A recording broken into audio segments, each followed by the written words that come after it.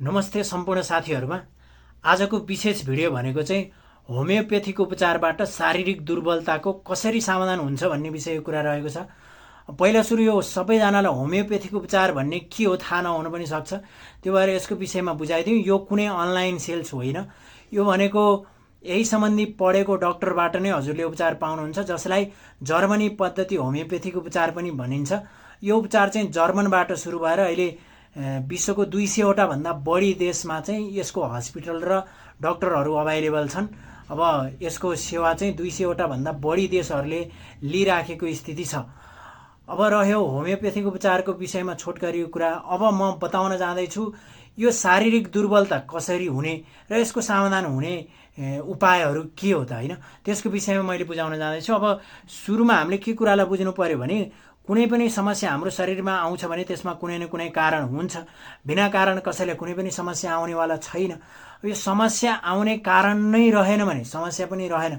समस्या आउने कारण एकतिर, उपचार अर्कोतिर भयो भने हाम्रो कहिले पनि समस्या समाधान हुनेवाला छैन। त्यो भएर यो समस्या आउने कारणलाई नै हामीले हल गर्न सकियो भने समस्या पनि दीर्घकालीन रूपमा हल हुने हो।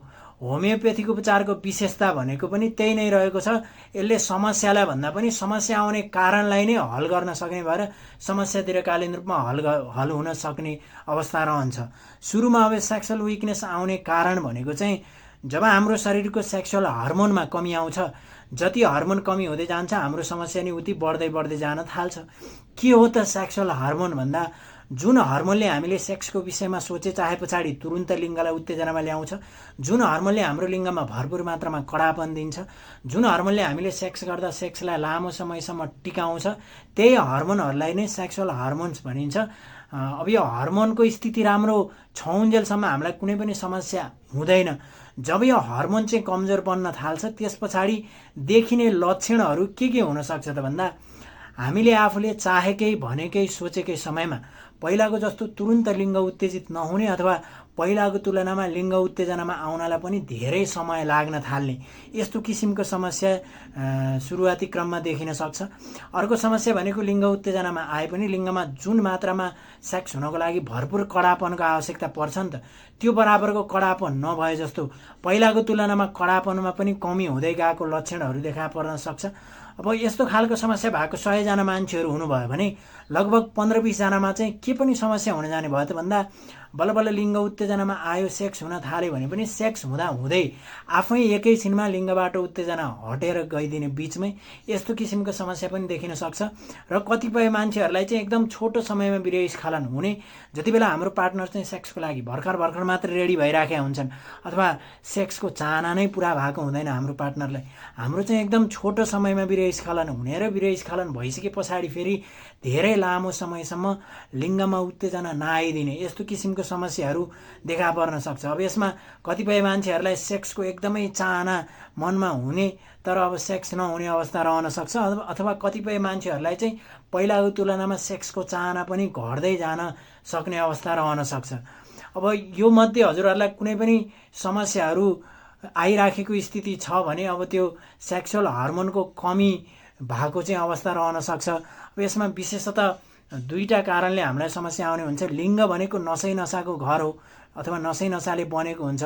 त्यो नर्भहरूमध्ये कुनै नर्भहरूमा चाहिँ ब्लकेज भएको कारणले लिङ्गको टुप्पोसम्म ब्लडको सर्कुलेसन पुग्न नसकेको स्थितिमा पनि यस्तो किसिमको समस्या आउन सक्छ। अब हर्मोनल्ली समस्या हो कि कस्तो किसिमको समस्या हो त भनेर हाम्रो डाक्टरको टिमले त्यो समस्यालाई फाइन्ड आउट गरेर उपचार दिने हो।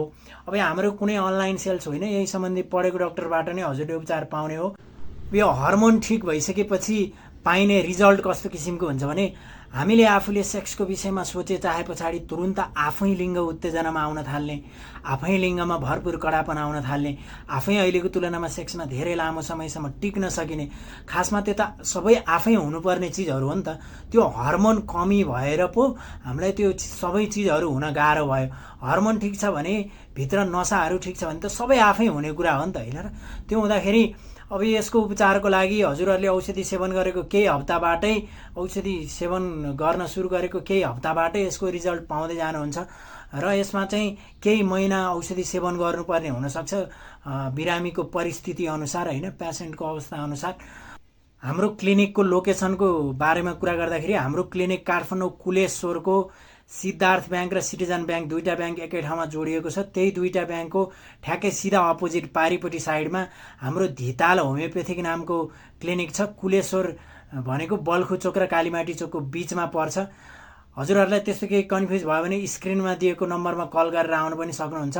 जस्तो टाढा टाढाको मान्छेहरू जो चाहिँ आउनलाई नभ्याउने अथवा आउँदा जाँदैमा औषधि उपचारमा भन्दा बढी पैसा खर्च हुने मान्छेहरूले के पनि गर्न सक्नुहुन्छ भने त्यो केही टेस्टहरू चाहिने हुनसक्छ। जुन टेस्टहरू हजुरले आफ्नै जिल्लामा चाहिँ गरेर त्यसको रिपोर्ट हामीलाई यही स्क्रिनमा दिएको नम्बरमा वाट्सएपमा पठाएर त्यो रिपोर्ट अनुसारको चाहिँ औषधि मगाउन पनि सक्नुहुन्छ डक्टरको टिमसँग सल्लाह गरेर होइन।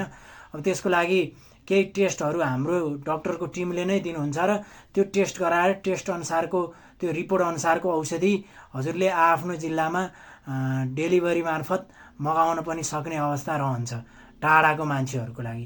अरू केही जानकारी लिनु पर्यो भने स्क्रिनमा दिएको नम्बरमा कल गर्न सक्नुहुन्छ।